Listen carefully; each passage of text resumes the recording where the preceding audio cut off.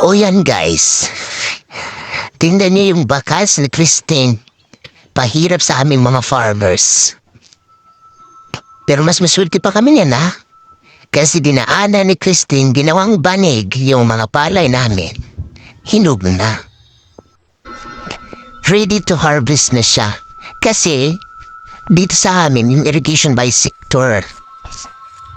Maswerte pa kami kasi nauna kaming sector na magtanim at saka nauna kaming mag-ani bago dumating si Christine.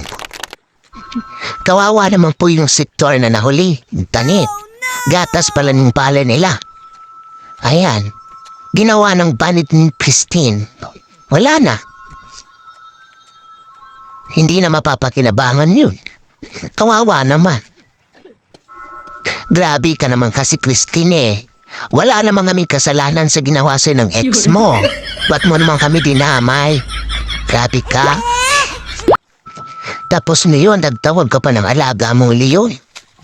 Pinasunod mo pa. Wag mong padadaanin dito sa amin yan. Maawa ka naman. Hito't pinag-ani mo nga kami. Libre namang tawag eh. Gawin na lang namin itong lumpia.